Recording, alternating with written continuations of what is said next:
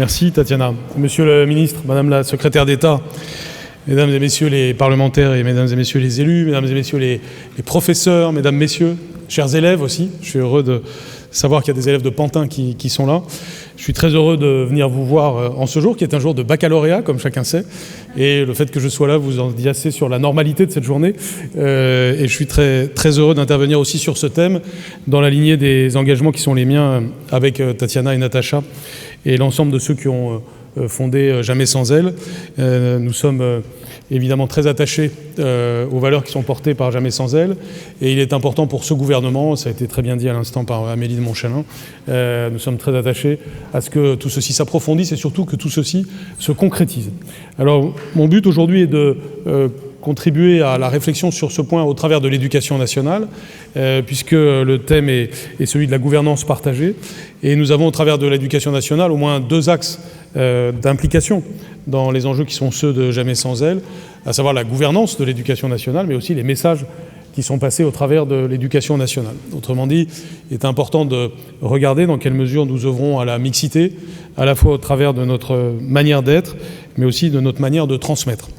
Je voudrais dire tout de suite que nous sommes en train de discuter d'une charte avec Jamais sans elle, comme Jamais sans elle le fait avec d'autres structures, privées ou publiques, et que nous attendons évidemment beaucoup de cette charte, mais en amont de cette charte, nous avons déjà évidemment engagé un certain nombre de choses qui vont... et donc je pense que nous pourrons aller plus loin au travers de cette charte.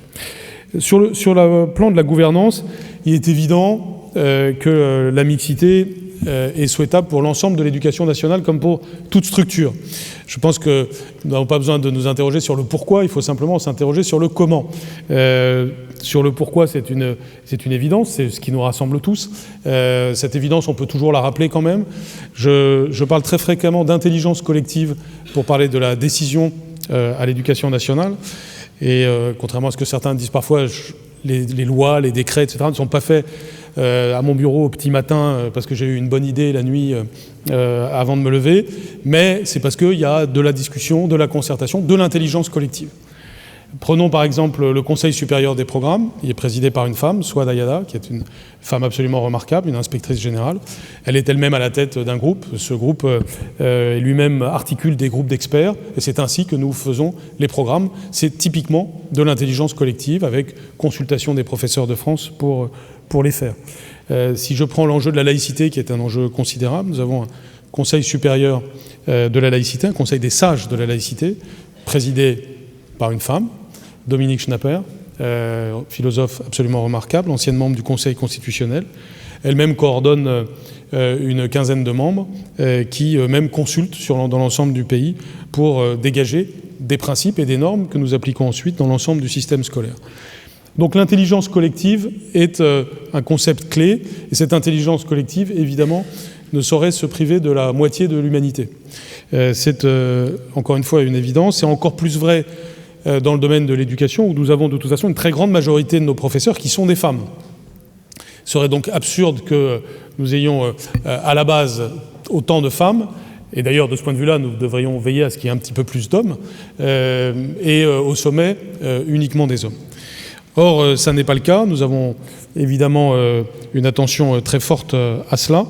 Nous avons évidemment une attention à la fois pour les recteurs. Vous savez que les recteurs, c'est essentiel à l'éducation nationale. Au moment où je vous parle, plus de la moitié des recteurs de France sont des rectrices. Et donc, je pense que nous avons une des très rares administrations où les personnes, les acteurs du plus haut encadrement sont majoritairement des femmes. Disons à 50% des femmes. La secrétaire générale du ministère, un des deux plus hauts postes de ce ministère, est une femme. Plus de la moitié des directeurs généraux d'administration centrale sont des femmes. Il est important que nous gravions dans le marbre ces principes, mais d'ores et déjà, nous les appliquons, nous en sommes fiers, et nous nous en trouvons meilleurs. Nous ne le faisons pas parce que nous nous fixerions des contraintes, nous le fixons parce que c'est juste et parce que c'est bon.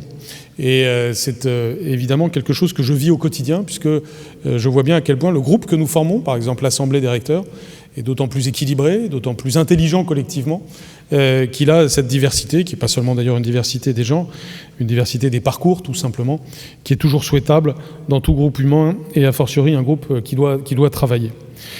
De façon générale, c'est l'ensemble du gouvernement qui est pleinement investi dans cette question. Et d'ailleurs, le président de la République, et Amélie m'en sera témoin, nous en parle assez régulièrement au Conseil des ministres. Et fait très attention au fait que, bon, nous ne sommes pas toujours parfaits sur ces enjeux, mais ça remonte à loin, et qu'il est donc nécessaire d'aller plus loin. En novembre 2018, il y a eu, vous le savez, sous l'impulsion de Marlène Schiappa, un nouveau protocole d'accord pour l'égalité professionnelle entre les femmes et les hommes dans la fonction publique. Il a été signé par 7 organisations syndicales sur 9 pour garantir l'égal accès des femmes et des hommes au corps, des cadres d'emploi, des grades et des emplois de la fonction publique, pour favoriser l'articulation des temps de vie professionnelle et personnelle et pour prévenir les violences sexistes, sexuelles et le harcèlement. Et puis il y a un an, le 6 juillet 2018 exactement, il y a eu un plan d'action pour la diversité des recrutements qui a été lancé par mon ministère ainsi que le ministère de l'Enseignement supérieur et de la Recherche et de l'Innovation. Et donc nous avons constitué un groupe de travail avec les organisations syndicales. Plusieurs thèmes ont été abordés pour approfondir la connaissance des situations, élaborer un plan de formation en la matière et travailler à la prévention et au traitement des violences sexistes et sexuelles. Sur la question donc de la gouvernance, nous avons, je le crois, une action dynamique. Bien entendu, on peut faire toujours plus et toujours mieux, j'en suis persuadé. Et surtout, nous devons garantir que dans les temps futurs, l'impulsion qui a été donnée se maintienne. Et c'est aussi le sens de la charte que nous préparons avec Jamais sans elle. Et puis, il y a le deuxième volet, celui dont je parlais en introduction, c'est-à-dire notre capacité à transmettre une culture de l'égalité. Beaucoup d'entre vous, par ici, sont très sensibles aux enjeux du numérique. C'est mon cas aussi, et c'est aussi un point qui souvent nous a rassemblés. Et d'ailleurs, lorsque l'on a fondé Jamais sans elle, nous étions plutôt des acteurs du numérique. Je m'inclus là-dedans, même si je suis sans doute un acteur du numérique avec un petit N, tandis qu'il y a ici des acteurs du numérique avec un grand N et un grand A. Mais en tout cas, le fait est que nous sommes des personnes sensibles à ce changement de civilisation que nous sommes en train de vivre et qui est le changement que provoque la révolution numérique avec toutes ses forces, toutes ses opportunités, mais aussi tous ces risques. Et nous avons évidemment dans cette nouvelle civilisation, dans cette nouvelle société, à être très attentifs à l'enjeu de la mixité, à l'enjeu de l'égalité, plus que jamais. C'est, je crois, ce que nous avons là aussi commencé à faire. Je sais que certains d'entre vous, par la voie associative ou par d'autres voies, vous ici présents, travaillez à cet enjeu, notamment pour que plus de filles se destinent aux carrières du numérique. Je voudrais dire à quel point nous venons de changer des éléments décisifs dans ce sens. La réforme du lycée est une réforme qui va être un outil très important pour la mixité garçons, hommes, femmes dans les carrières de l'informatique, puisque la création d'un enseignement de spécialité nommé sciences informatiques et numériques, qui est une innovation mondiale, et j'en profite pour le souligner ici, puisque vous entendez des tas de choses sur la réforme du lycée, sauf parfois les choses les plus intéressantes. Donc j'en profite pour vous le dire, cet enseignement de spécialité qui est dans plus de la moitié des lycées aujourd'hui, qui est une innovation à l'échelle internationale, pour lequel nous venons de créer aussi un CAPES d'informatique, qui certainement attirera d'ailleurs, je pense, beaucoup de jeunes femmes. Eh bien, cet enseignement de spécialité est une occasion très en amont, c'est-à-dire dès la classe de seconde, d'inciter des jeunes filles à se spécialiser dans le domaine du numérique et ensuite à épouser des carrières du numérique. C'est, je crois, un outil qui va être très important dans les temps futurs pour cet objectif qui est très important. Ensuite, il y a une dimension non seulement pédagogique, mais éducative de la question numérique. Nous sommes très attentifs, vous le savez, à la lutte contre le harcèlement et notamment contre le cyberharcèlement. La campagne que nous menons cette année avec l'implication très forte, vous le savez, de Brigitte Macron, qui a décidé d'en faire un de ses grands thèmes d'intervention, eh bien cette campagne porte sur le cyberharcèlement. Nous avons pris un certain nombre de mesures, notamment sur la question du cyberharcèlement sexiste. La proposition de loi portée actuellement par Laetitia Avia doit nous amener à être encore plus efficaces en termes de responsabilisation des grandes plateformes sur le sujet du harcèlement, et tout particulièrement du harcèlement sexiste. L'interdiction du téléphone portable à l'école primaire et au collège est de manière directe et indirecte quelque chose qui va dans le même sens. Et de façon plus générale, notre travail sur le harcèlement est un travail qui, sous l'angle du cyberharcèlement ou du harcèlement simplement, va évidemment dans le sens d'un plus grand respect des femmes et des hommes les uns par les autres, ce qui est évidemment au cœur des valeurs de la République. Dans tous les établissements, nous avons nommé un référent égalité pour promouvoir une culture de l'égalité entre les filles et les garçons. Cela s'est accompagné d'un renforcement de la formation des personnels enseignants.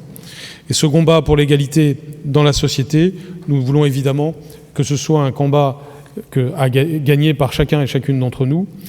Je pense que, et je conclurai par là, cet enjeu, comme d'autres enjeux que nous avons, n'est pas un enjeu cloisonné. Ce n'est pas un enjeu bulle. Il n'y a pas la question homme-femme qui viendrait s'ajouter aux 50 autres questions que nous avons à traiter dans le système scolaire. Et je vous le confirme, il y a vraiment beaucoup de questions à traiter dans le système scolaire, toutes plus légitimes les unes que les autres. Je pourrais vous les énumérer.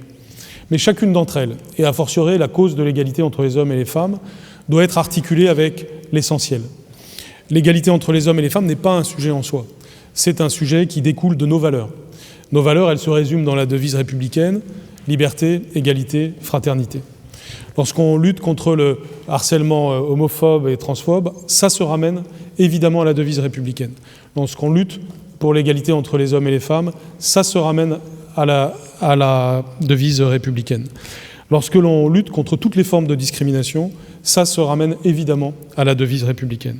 Et donc, si nous voulons être cohérents, mais si nous voulons aussi être efficaces, parce qu'il y a derrière cela un enjeu d'efficacité, eh bien, nous devons tout articuler autour de valeurs qui font sens les unes par rapport aux autres. Et il se trouve que l'histoire de la République nous donne une boîte à outils très simple. Liberté, égalité, fraternité, ça permet, si j'ose dire, de tout faire. Et c'est évidemment ce que nous cherchons à faire. Au-delà de tout communautarisme, au-delà de tout lobbying, au-delà de toute vision parcellaire des intérêts des autres, ce qui nous intéresse, c'est que les enfants soient bien à l'école, qu'ils entrent dans une école de la confiance, et c'est vrai évidemment pour les filles comme pour les garçons. Et ce qui nous intéresse, c'est que l'école fabrique de la confiance pour la société française. Aujourd'hui, c'est insuffisamment le cas. Nous sommes trop une société de défiance. Notre école ne donne pas encore assez confiance en soi à chacun et à chacune. Donc l'enjeu de l'égalité garçon-fille, c'est un enjeu évidemment de confiance en soi pour les filles, pour les garçons, enfants et adolescents. Nous savons que nous avons encore beaucoup de chemin à faire, mais plus nous serons nombreux, plus nous serons clairs grâce à des initiatives comme Jamais sans elles, et plus nous y arriverons pour les enfants comme pour les adultes. Je vous remercie.